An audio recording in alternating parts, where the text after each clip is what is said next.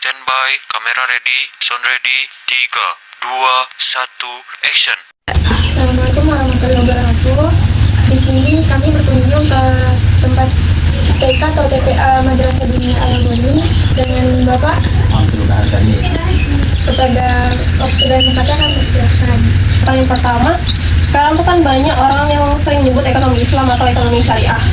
Tapi banyak juga orang yang memaknainya beda-beda. Nah, menurut Bapak, apakah ekonomi Islam dalam kehidupan sehari-hari itu hanya mencakup soal transaksi dan lembaga keuangan syariah kayak BSI, atau lebih luas mencakup soal sikap, etika, dan cara mencari rezeki? Menurut saya tentang ekonomi Islam itu kan pengertian sangat luas, semua menyangkut yang ada di sini. Jadi ini justru lebih luas sikap, etika, dan tata cara. Terutama di sini sudah disebutkan tentang akad jual beli. Ya, kalau bicara ekonomi secara meluas, Bu, ya sangat luas ya. Seperti yang diajarkan oleh Rasulullah tentang pemboikotan, maka tentang itu bagaimana kita ekonomi Islami, kita mengutamakan untuk kemajuan ekonomi kita secara internal. Ini yang banyak tidak terlaksana ya. Contoh, kita belum membedakan antara muslim dan non-muslim. Dalam Islam kita transaksi ini boleh sampai non-muslim boleh ya. Namanya itu istilahnya apa dalam perdagangan ini, jual beli ya, amalia itu boleh, tapi kita harus mengutamakan jual beli sesama muslim. Ya enggak, kalau sementara di Indonesia muslim terbesar ekonominya kalah dengan yang lainnya. Kalau kita itu bisa mengutamakan itu, kalau saja satu kecamatan makmur. Jadi kita ekonominya secara Islam itu kalau kita untuk mengembangkan perdagangannya menurut saya itu yang saya pernah cari ya seperti itu. Nah, ini saya tidak membedakan non muslim dan atau muslim, tapi muslim harus lebih mengutamakan beli kepada sesama muslimnya.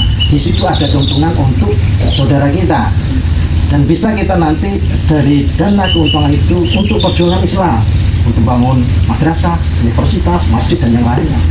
Kalau orang Islam tidak mau bertransaksi jual beli sama Islam, ya bahkan lari ke non muslim, ya keuntungannya lari ke sana. Itu salah satunya. Di Islam apa pernah terjadi seperti itu? Pernah. Bahkan Rasulullah pertama kali diboikot di Mekah, tidak boleh jual beli. Di Madinah pernah juga mengutamakan untuk sesama muslimnya dulu. Cuma sayangnya prakteknya orang-orang kita mungkin tidak memahami hal perekonomian itu. Jual belinya kita banyakkan non karena jualnya lebih murah. Nah itu salah satunya itu. Mungkin itu ya masalah transaksi jual beli tentang jual belinya ya. Ini kan luas ini ya dalam bidang ini. Apalagi itu masalah etika, masalah etika itu memang nggak mengangkut semuanya. Etika di sini ya, secara luas lah etika itu nggak perlu dijelaskan. Maksudnya secara umum aja itu. Sampai etika dan tata cara mencari rezeki itu. Tata rezeki kita di sini kalau umat Islam itu adalah bekerja apa aja boleh, yang penting satu halal. Yang penting halal. Kita bicara itu bukan bicara tentang hasil, tapi cara. Kalau hasil gampang, pokoknya hasil, walaupun mencuri hasil, korupsi hasil, banyak. Yang kita utamakan caranya, bukan hasilnya. Ini menurut Islam. Wawancara kedua, mahasiswa Untak, Asifa Olia Febriani. Soalnya kakak yang boleh tahu namanya siapa kak? Nama saya Asifa Olia Febriani. Dari Universitas apa? Universitas 17 Agustus Samarinda. Kalau boleh tahu dari prodi apa? Manajemen. Semester 3. Izin bertanya ya kak untuk proses wawancara kita. Jadi untuk pertanyaan pertama ini saya akan menanyakan, jadi ini ekonomi Islam ini kan sering banget disebut nih sama orang-orang, tapi kan setiap orang tuh punya maknanya sendiri yang berbeda-beda. Nggak mungkin semua orang tuh sama memaknai ekonomi Islam tersebut. Nah, menurut kakak, apakah ekonomi Islam dalam kehidupan sehari-hari itu apa hanya soal transaksi dan lembaga keuangan syariah seperti Bank Syariah Indonesia, atau lebih luas sampai ke sikap, etika, dan cara mencari rezekinya? Ini menjawab ya. Kalau menurut saya ekonomi Islam itu maknanya tuh jauh lebih luas, karena itu tuh bukan cuma kayak untuk sebagai cuma bank doang atau gimana, dia tuh juga jadi sumber kayak nyari rezeki gitu kan, juga gimana pun akan menurunkan ekonomi Islam kan, karena itu lebih biar kebenarannya lebih kayak kejujuran, cara cari rezeki itu biar lebih benar. Ini kayak apa sih, kita mendapatkan harta tuh biar lebih halal gitu Bu. Jadi bukan cuma soal halal secara akad tapi juga secara proses dan dampaknya. Nah, apakah menurut kakak pemahaman masyarakat tentang ekonomi Islam yang sampai seluas itu tuh apakah sudah ke arah yang benar atau masih menyempit? Kalau menurut saya tuh cenderung masih sempit ya, karena masyarakat tuh kayak masih belum terbuka semua pandangannya tentang pemahaman ekonominya Islam itu. Jadi Islam itu kan kayak bukan hanya sebatas bank syariah atau label halal aja. Itu tuh di mana tuh di situ ada keadilannya, ada amanahnya dan tanggung jawab sosialnya dalam hidup. Wawancara ketiga, pelaku UMKM, Nur Saadah Nasution. Assalamualaikum warahmatullahi wabarakatuh.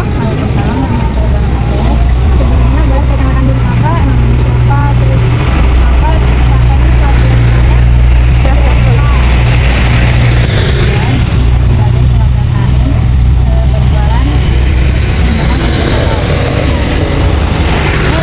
wawancara ya kak. Jadi yang pertama itu kan kebanyakan orang itu sering menyebut ekonomi Islam, tapi artinya berbeda. Nah menurut kakak nih, apakah ekonomi Islam dalam kehidupan sehari-hari ini hanya tentang soal transaksi atau tentang lembaga keuangan? Nah itu tuh lebih ke tentang sikapnya, etika atau cara mencari rezekinya. Menurut saya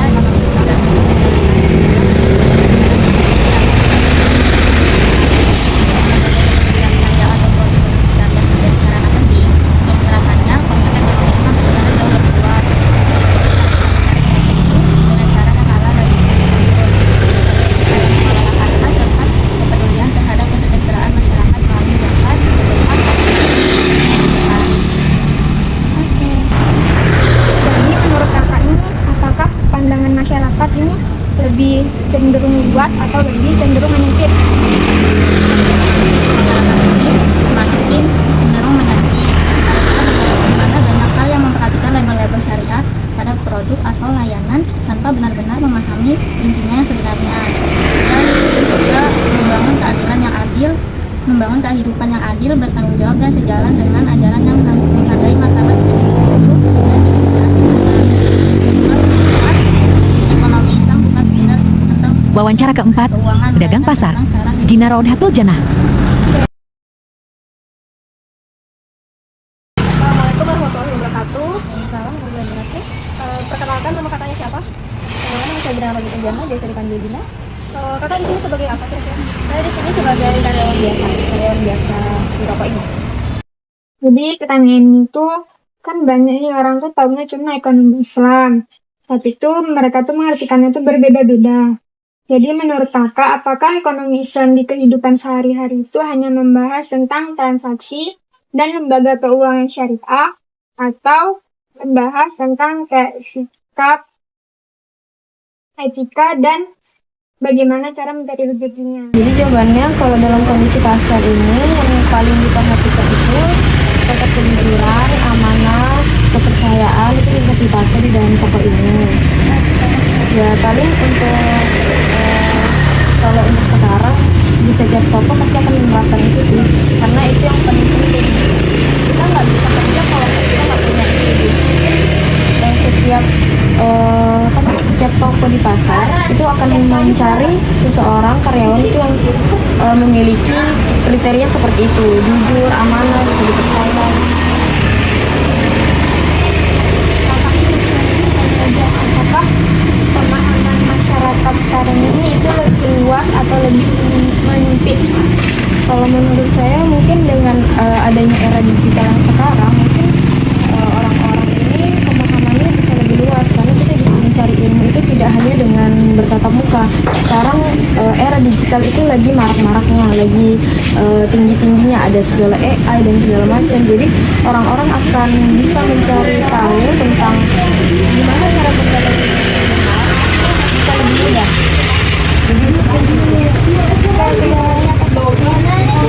Wawancara kelima, mahasiswa UINSI, Inayatul Mubarakah.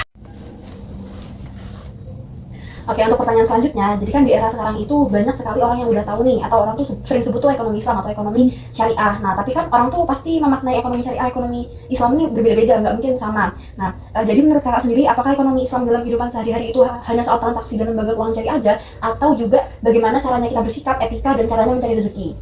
Oke, menurut saya ekonomi Islam dalam perbankan syariah pada kehidupan sehari-hari itu tidak hanya mencakup soal transaksi dan lembaga keuangan saja, tetapi mereka ini ada mencakup sikap dan etika dan cara mencari rezeki. Misalnya misalnya bekerja dengan jujur, tidak mengandalkan orang lain, dan menggunakan kebutuhan itu sesuai dengan yang bermanfaat itu.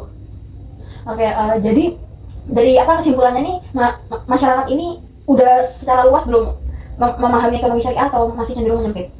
Kalau selain itu, menurut saya pemahaman masyarakat pada ekonomi syariah itu cenderung menyempit, karena mereka ini melihat bank syariah ini kayak hanya dengan tidak menggunakan riba.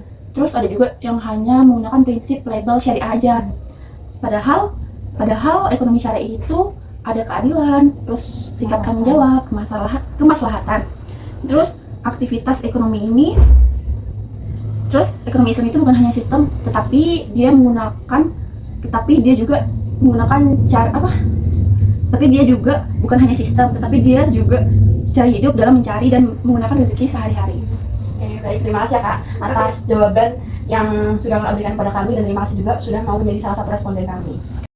Berdasarkan 5 responden yang terdiri dari ustadz, pedagang, nasabah bank syariah, mahasiswa umum, dan pelaku UMKM, dapat disimpulkan bahwa masyarakat pada dasarnya sudah memiliki pemahaman awal yang cukup baik mengenal ekonomi Islam.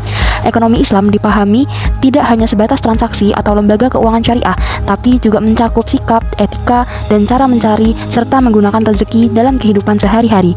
Nilai seperti kejujuran, keadilan, amanah, dan tanggung jawab sosial telah dikenal dan diakui sebagai bagian dari praktik ekonomi Islam. Selain itu, masyarakat juga memahami bahwa mencari rezeki tidak hanya berorientasi pada hasil, tapi harus memperhatikan proses yang halal dan bermanfaat, serta adanya instrumen sosial seperti zakat, infak, dan sedekah untuk menjaga keseimbangan sosial.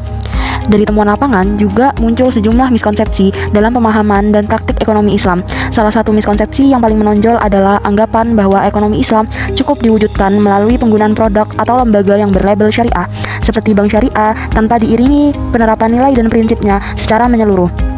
Dalam praktik perdagangan, kejujuran seringkali hanya dipahami secara moral umum, sementara aspek kejelasan akad, transparansi harga, dan penghindaran gharar belum sepenuhnya diperhatikan. Selain itu, masyarakat cenderung mencampur adukan ketentuan mazhab demi kemudahan praktik, bukan berdasarkan pemahaman ilmu yang utuh, sehingga pelaksanaan prinsip syariah menjadi tidak konsisten. Terdapat beberapa aspek ekonomi Islam yang masih kurang dipahami oleh masyarakat. Banyak sekali pelaku ekonomi belum menyadari bahwa akad merupakan fondasi utama dalam setiap transaksi dan menjadi penentu sah atau tidaknya suatu kegiatan ekonomi. Pemahaman mengenai tujuan ekonomi Islam yang berlandaskan maqasid syariah, seperti menjaga harta, mencegah kezaliman, dan mewujudkan keadilan sosial, juga masih terbatas. Di samping itu, peran tokoh agama dalam mengedukasi praktik muamalah secara teknis dan mengkritisi praktik ekonomi masyarakat dinilai belum optimal, sehingga masyarakat lebih banyak memahami ekonomi Islam pada tataran normatif daripada aplikatif. Dalam perspektif filsafat ekonomi Islam, aktivitas ekonomi sejatinya tidak bersifat netral dan bebas nilai, melainkan terikat pada tujuan ibadah dan kemaslahatan umum. Filsafat ekonomi Islam menempatkan manusia sebagai khalifah yang diberi amanah untuk mengelola harta, bukan sebagai pemilik mutlak yang bebas mengejar keuntungan tanpa batas. Oleh karena itu, tujuan utama ekonomi Islam bukanlah maksimalisasi keuntungan semata, melainkan pencapaian keadilan, keberkahan, dan kesejahteraan bersama. Larangan riba, gharar, dan maisir dipahami bukan sekedar aturan teknis, tetapi sebagai upaya mencegah eksploitasi dan ketimpangan sosial. Dengan demikian, ekonomi Islam harus dipahami dan diterapkan sebagai sebuah paradigma hidup yang menyatukan dimensi spiritual, moral, sosial, dan ekonomi secara utuh dalam kehidupan sehari-hari. Dari hasil dokumenter yang kami lakukan, terlihat bahwa pemahaman masyarakat tentang ekonomi Islam masih cukup menyempit. Kebanyakan masyarakat mengenalnya sebatas larangan riba dan keberadaan lembaga keuangan syariah. Sementara nilai-nilai seperti keadilan, kejelasan akad, kepedulian sosial, dan perlindungan terhadap pihak yang lemah belum benar-benar dipahami dan diterapkan dalam kehidupan sehari-hari. Dokumenter ini juga menunjukkan adanya jarak antara konsep ekonomi Islam yang ideal dengan praktik ekonomi masyarakat. Ekonomi Islam masih sering dipandang sebagai sebagai label atau identitas keagamaan, bukan sebagai sistem nilai yang seharusnya membimbing perilaku ekonomi secara menyeluruh. Meski begitu, ekonomi Islam tetap relevan di tengah perkembangan zaman. Nilai kejujuran, amanah, keadilan, serta peran zakat dan sedekah memiliki potensi besar untuk menjawab masalah ketimpangan dan krisis moral dalam aktivitas ekonomi. Karena itu, diperlukan upaya edukasi yang berkelanjutan agar ekonomi Islam tidak hanya dipahami secara teori, tetapi benar-benar diterapkan sebagai jalan menuju kesejahteraan.